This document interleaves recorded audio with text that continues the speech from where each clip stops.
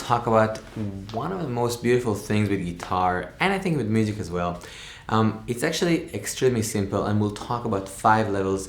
The first 3, I'll kind of explain the concept, and then the 4th and 5th level, there we'll kind of explore the framework, which obviously takes a little bit longer, but also we want to internalize the information. So let's do it. Alright, so what we're going to talk about today is really simple, and it's called double stops, which basically means playing 2 notes together.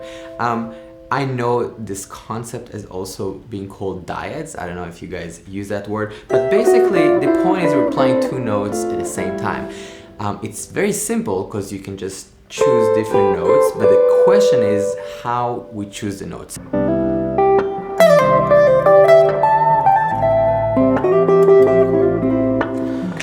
Okay, so what I just did at the very end here, right, when I played like, so that is dyads. This is just basically, again, double stops. And what we're going to talk about right now is how to incorporate it, how to use it, and what we can do with it. So first of all, you can do different intervals and you can use different sounds. We are going to talk about 2 main sounds today. One is thirds,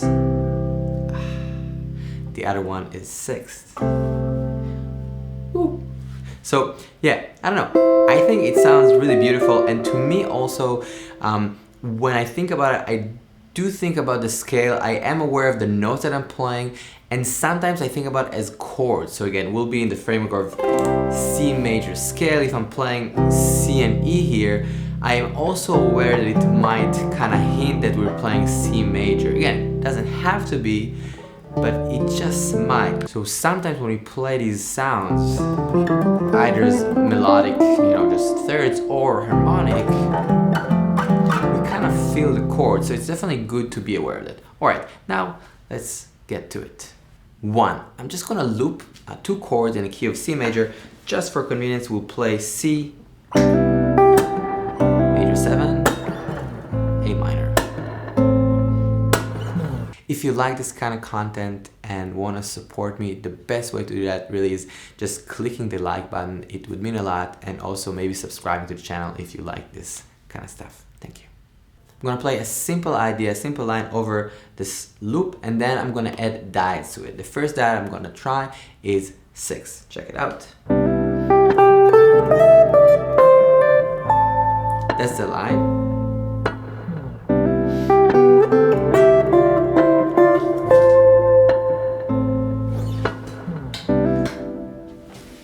So basically, what I'm trying to do here is just grab simple idea within the framework of C major scale, A minor pentatonic. I'm just adding to each one of the notes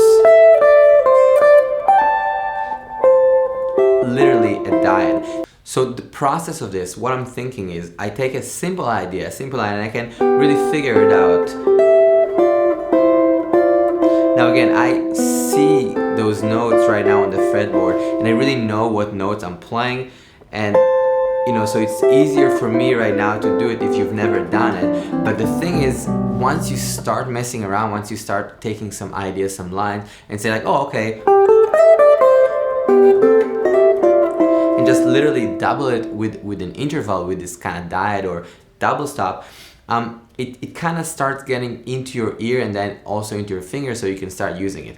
What I suggest is really taking it at a time sometimes, so it's like really slow down and super simple in that sense, so you can really figure it out, the framework, and then you can try and play it in time. So, and the playing in time is super helpful.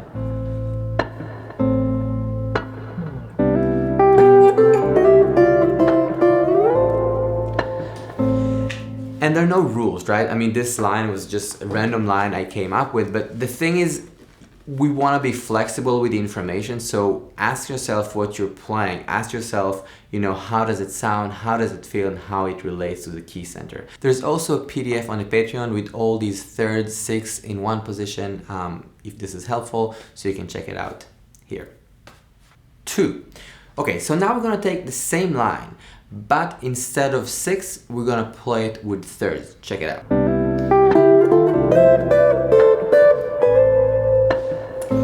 Okay, so something interesting happened. So if you notice the last note I played here, the A on top here, I didn't do a triad.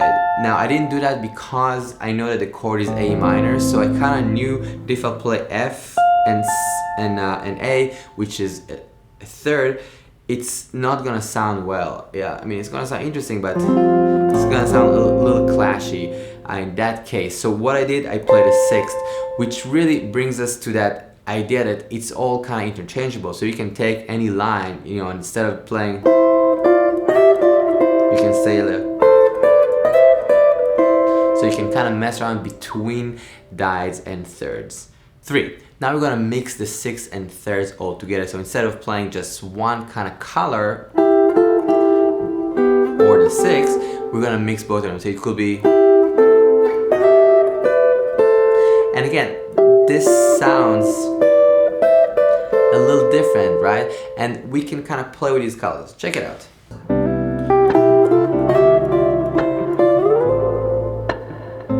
Or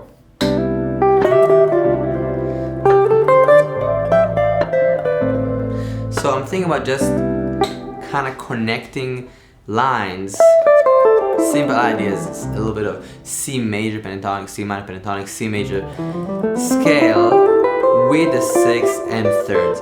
But then this kind of brings us to the question, so how do we find all these ideas? How do we know where to go? Great question, and this is why we're gonna go over the framework for thirds and sixths in the key of C major in one position right now. So, ready?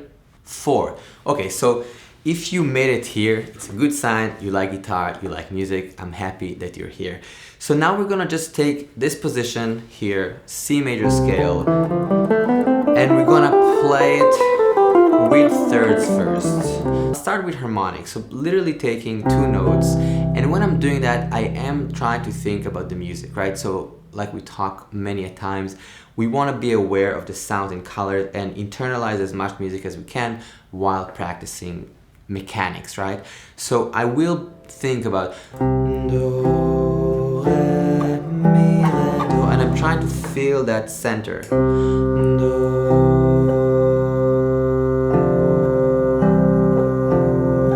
so I'm really hearing those functions almost as chords. So I'm really thinking C major, D minor, E minor, etc. So listen to it and check out the fingerings for this third exercise. So,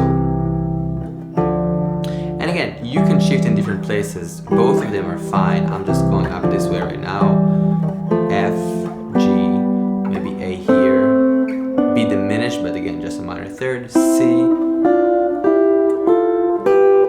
And I'm not trying to play it crazy fast. I'm just trying to listen to the colors. I'm trying to enjoy the sound. And I'm trying to be aware of what I'm doing. Because at the end of the day, this is what we really want to do. Like just being super aware. Let's sing the bass line for a second. Do, re, mi, fa, sol, la, ti, do, re, mi, fa, sol, la, ti, do, si, la, sol, fa, mi, re, do, si, la, sol, fa, mi, the low. Re, do. You can always jump the octaves.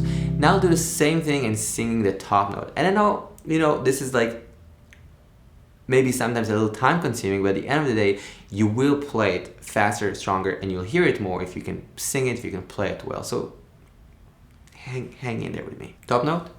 Mi, fa, sol, la, si, do, re, mi, fa, sol, la, si, do, si, la, sol, fa, mi, re, do, si, la, sol, fa, mi.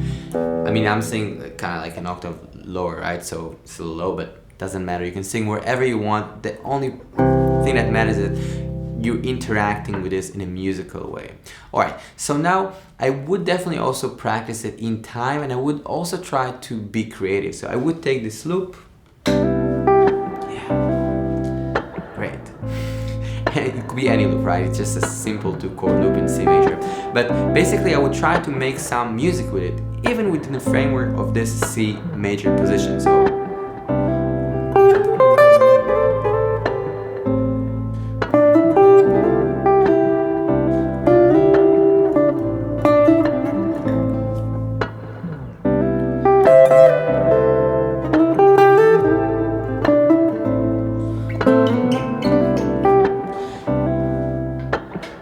doesn't need to be the solo of your life. And you know, it sounds a little kitsch at times because this sound is very emotional in a way. It's really beautiful. It's just like, it's really expressive, but also it kind of got a little ruined with like this kind of like elevator music, you know? So, you know, you don't always have to do that. I don't do that a lot, but I think it's a beautiful, beautiful color, and it just has this danger of being over the top, but I think it's really, really expressive. Whoa. This is why we're having this conversation. 5, and this is kind of one of my favorite colors, and it's also an important color when we'll talk about some voice leading later on. Not in this video, but in other videos, because the 6 are, yeah, it just sounds so good, man. It's just, whoo. Oh. I mean, it's just really nice. I don't know, there's something really magical.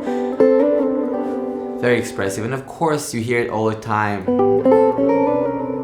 in different styles of music, if it's blues, if it's rock, and of course you can add chromatic things, but right now we'll just go over the framework in C major.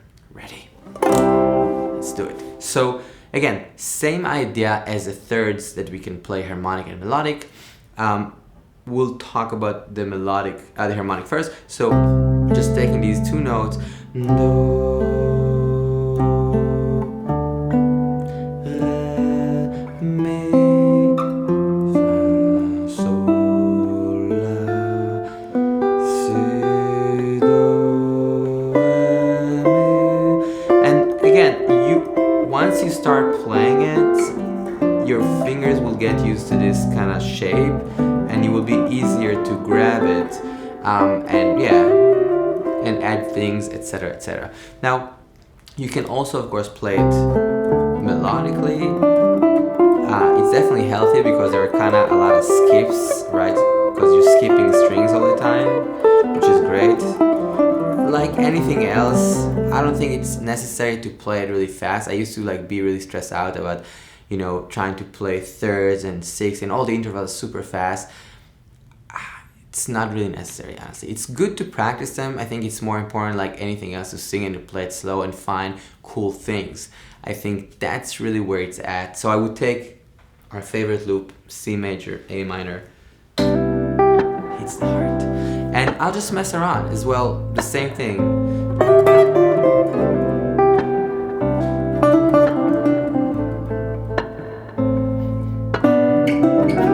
And you can mix the thirds and the 6.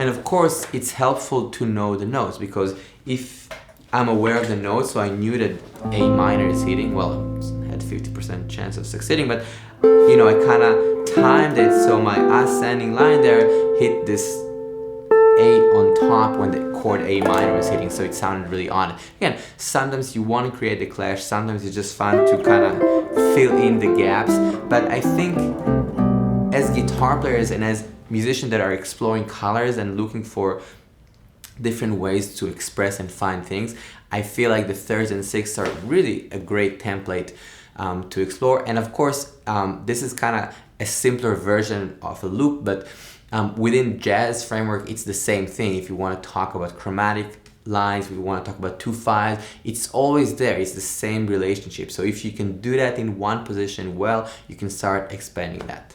Thanks so much for listening, guys. I hope you'll have a great week. If you want, there is a PDF on the Patreon, and yeah, I'll see you guys very soon. Peace.